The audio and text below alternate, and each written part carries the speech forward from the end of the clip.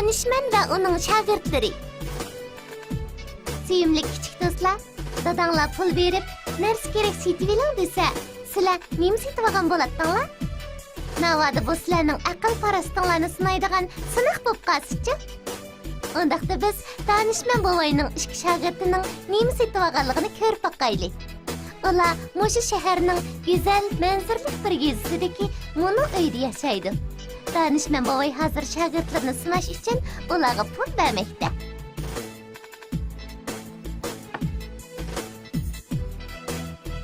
Sizlarning mening qo'limda ilm hikmat o'rganayotganinglarga hashpashtigacha necha yil bo'lib qopti. O'rganilganni o'rganib kamolatga yetdinglar. Lekin o'rganganda amaliyot ishlatalamsizlar yo'q. Buni sinash uchun bugun men sizlarga bir vazifa topshirmoqchiman. Men sizlarning har biringlarga 1 tangadan pul beraman. Sizlar bu 1 tanga pulni elib bozorga beringlar. Ondan mushu 1 tanga pulga bizning mushu bir eg'iz uy liq to'shqidek bir narsa setib elib kelinglar. Ustoz, unda qilmay ozroq pul qo'shib bering ha. Sizda pul degan eshib turadi-ku. Uni ustiga siz bergan bu 1 tanga pulga aron 10 dan keladigan tursa, qandoqmi bu bir eg'iz uyni to'shqizgidek narsa setib olg'ili bo'lsin. Agar kallanglarni ishiltadiganlar bo'lsanglar, bu 1 tanga pulga uningdimi ko'p narsalarni setib ola olasizlar.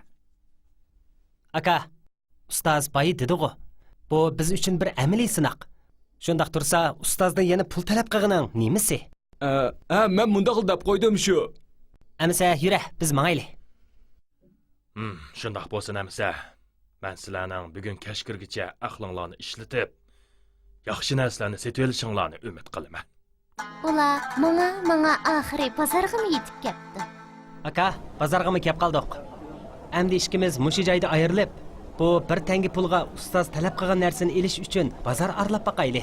Kun o'ltirishdan burun mushu joyda ko'rsa qandoq deysan? Albatta bo'ladi. Lekin menga deb berafkan. Sen bu 1 tanga pulga nima elib, shuncha yo'g'on uyni to'ldirmoqchi bo'layotsan? Nima elishni bozor aylanib aldim bir nima deyli. Aka, bu hajlaydigan pul emas, balki aql sinaydigan pul. Shunga buni intayin muvofiq joyga ishlatishimiz kerak. Bo'ladi amasa, kechda mushu yerda ko'rishaylik. Ma'qul, xo'sh amasa. Bu 1 tangaga nima kela? Ustoz dahi uy to'shqidagi narsalar deydi. Tavakkul qilib bozorni aylanib boqay. Bu intayin qaynoq ham chong bozor ekan. Kichik shogird bozor aralab o'zi setib oladigan eng ahamiyatli narsani izlabdi. Azam bo'p ketdi. Kelinglar, ha, donisi 1 tanga. Kelinglar, elinglar. 1 tanga? Men izlagan bir eg'izlik uyini liq to'shtira oladigan 1 tangalik narsa bu yer ekan-ku. Ustozim bu narsadan cho'qim rozi bo'ladi. Assalomu alaykum usta. Va alaykum assalom. Buning bahosini 1 tanga dedilar. Men birini olay degan. Ha, bo'ladi. Qani og'im bolam. Rahmat sizlarga. Mana bu 1 tangani asla. Rozi bo'lsizlar, ha? Rahmat. Men rozi bolam.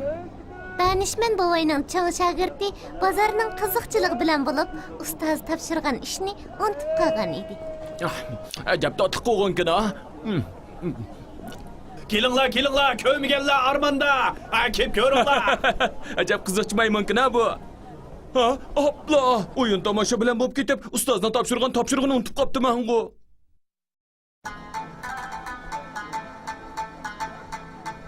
Bu 1 tangaga nima ma'lum? Saman sotaman. Qarabmamsiz. Xabvomman. Saman sotaman. Azam bo'p ketdi. 1 tog'ri 1 tanga. Ha? 1 tog'ri 1 tanga? Bu 1 tangaga oladigan narsani topdim. Hoy aka! Av 1 tog'ri somuningizni 1 tangaga bering ha. Ma'qul. Keling ha. Aka, bekkesh qolding-ku. Uni bir dema ukam. Ustoz bergan bu 1 tangani hashlamak uncha o'ng'ay emas ekan. Yura, qaytayli. Chong shogirdga 1 taqar saman setib oldi. Ammo kichik shogird nima setib olganda? Aldirmay turinglar kichik do'stlar. Buni birdaniga kelib bilasizlar. Assalomu alaykum ustoz. Va alaykum assalom. Qaytib keldinglarmi? Shundaq, qaytib keldik ustoz. Oladigan narsalarni oldinglarmi? Oldik. Yaxshi. Undaq bo'lsa, men sizlarga 2 eg'iz uy tayyorlab qo'ydim. Sizlar chiqib tayyorlik qilinglar. Men birdamdan keyin chiqib, sizlarning 1 tanga pul bilan uyni qanday to'ldirganliginglarni ko'rib boqay. Bo'ladi. Bu vaqtcha ularning tayyorlig'ini kutib qolgandi. Men kirib ko'rib boqay. Bu uyni sen to'ldirdingmi, bolam? Shundoq ustoz.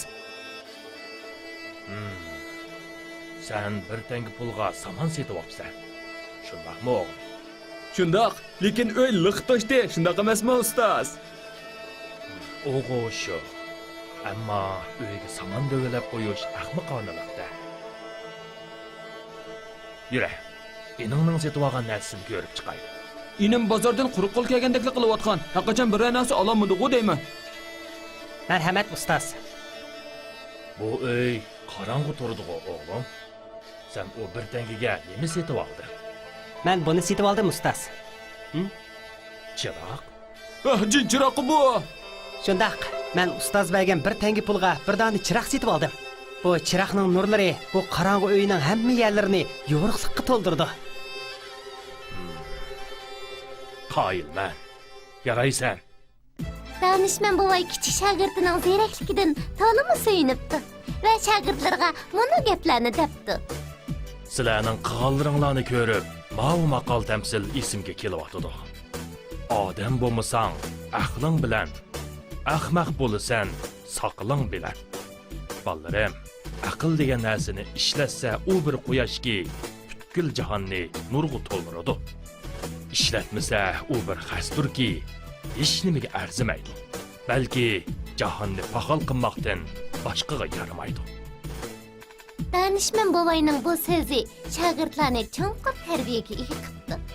Va shundan keyin texmi tirishib o'rganib, ilm hikmat babida chalpon bo'lib yetishib chiqdi.